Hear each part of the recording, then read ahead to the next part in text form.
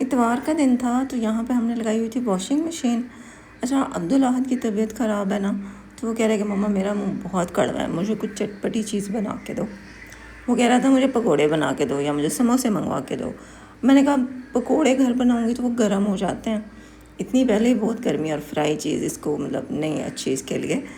तो मैंने कहा अच्छा चलो फिर मैं ऐसा करती हूँ, आलू उबालती हूँ और देखती हूँ या तो मैं चाट बना के दे देती हूँ आलू की, या फिर आलू की टिक्की बना के दे देती हूँ।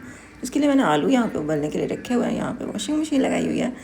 अच्छा, अम्मी की और अब्दुल अहद की तबीयत दोनों की ख़राब है। मतलब पहले चलो ये होता है कि अम्मी की तबीयत ख़राब होती है ना, तो अब्दुल अहद और मैं होते हैं तो कुछ ना कुछ बना ही लेते हैं। लेकिन जब अब्दुल अहद को भी बुखार हो गया ना तो दोनों ही बंदे बीमार हो गए। मतलब छोटी सी तो हमारी फैमिली है, 3 बंदे हैं, अब उनमें से 2 बंदे खाना खाए ना तो मैं एक अपने लिए क्या ही बनाऊँ। तो मैंने ये 2-4 दिन जब अब्दुल्ला की तबीयत ख़राब रही तो मैंने तो दिल से कुछ पकाया ही नहीं है, क्योंकि मैं अकेली होती थी खाने वाली।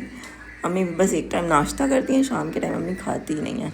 शाम को या तो अम्मी कोई फ्रूट ले लेती हैं या फिर दूध या इस टाइप का कुछ हल्का फुल्का खाती हैं।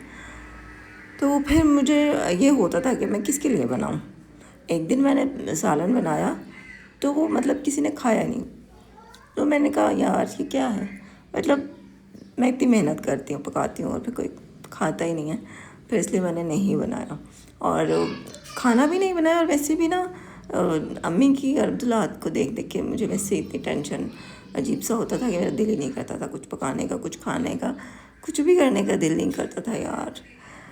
बहुत मुश्किल ये दिन गुजरा, लेकिन अल्हम्दुलिल्लाह अभी अब्दुल्ला की तबीयत काफ़ी बेहतर है, शुक्र है अल्लाह का। असल में ये अपने दोस्तों के साथ चला गया था किसी स्विमिंग पूल में नहाने, और वो स्विमिंग पूल भी कोई ऐसा ही था, कोई छोटा सा मतलब जहाँ पे ना कोई सफाई का ख्याल होता है ना कोई सेफ्टी होती है। हम लोगों को जब पता चला तो स्टार्ट में हमने इसको मतलब बहुत समझाया, थोड़ा सा डांटा भी। इसके पापा को भी मैंने बताया, उनको बोला कि आप इसको समझाएं। तो अब फिर उसी की वजह से इसको इन्फेक्शन हुआ है, इसकी तबीयत इतने दिन इसकी ख़राब रही है बस। अच्छा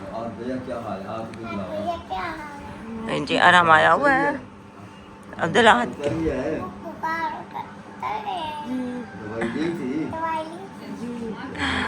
इधर देखो अरहम, अब ठीक है ना। अस्सलाम वालेकुम, कैसे हो अरहम?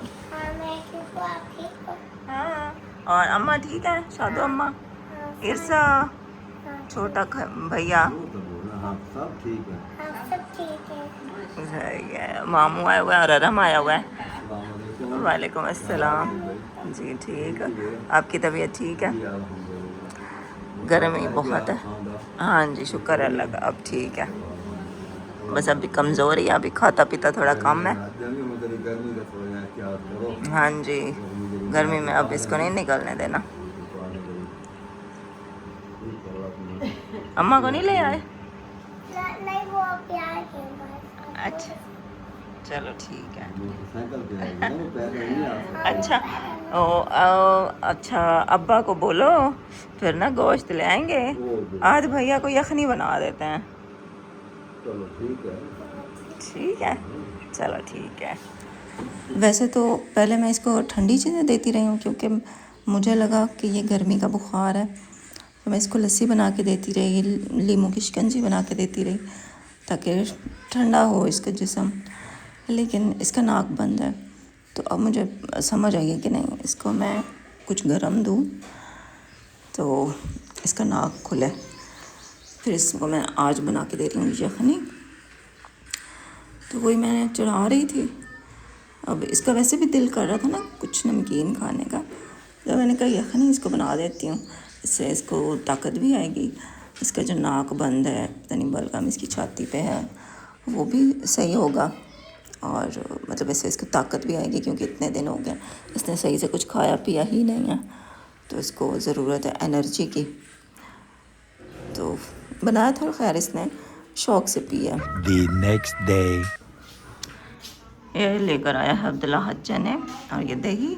उसकी तबीयत अल्हम्दुलिल्लाह ठीक है ना, तो उसको चने बहुत पसंद है, तो मैंने कहा फिर चने ले आओ चलो। ये अच्छा मतलब दिल से खाना खाता है, फिर नाश्ता करता है शौक़ से। तो बस चाय बनाती हूँ। ये दूध ये उबल रहा है, दूध उबल जाए तो फिर इसमें से थोड़ा सा निकाल के अम्मी के लिए रखते हैं और फिर बाकी दूध की चाय बनाते हैं और रोटी बनाती हूँ। बाकी गर्मी आजकल इतनी ज़्यादा हो गई है ना कि हर रोज़ लगता है आज ज़्यादा गर्मी है, कल से ज़्यादा गर्मी है।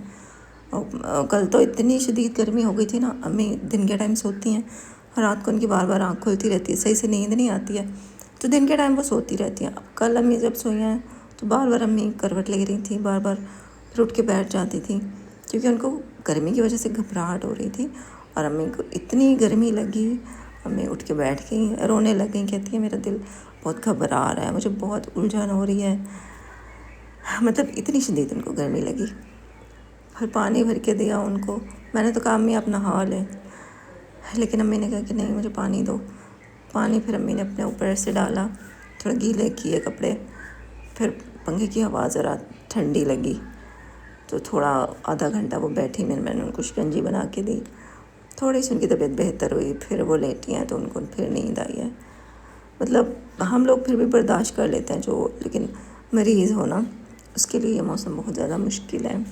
बहुत ज़्यादा शदीद सर्दी जब होती है तब भी मुश्किल होता है, और जब बहुत गर्मी होती है तब भी अम्मी के लिए बहुत मुश्किल होता है ये वक्त गुजारना। बाकी मैंने जाने की बात की थी कि हम बहुत जल्दी शिफ्ट होने वाले हैं, तो नीचे एक कमेंट आया हुआ था कि आई थिंक इनको जो घर के पैसे मिलने थे वो मिल गए होंगे, तो नहीं मिले अभी वो पैसे, उनके पास पैसे हो ही नहीं रहे हैं, उनके पास नहीं हो रही गुंजाइश। अगर हम कुछ और महीने भी बैठे रहें तो उनसे नहीं होने हैं।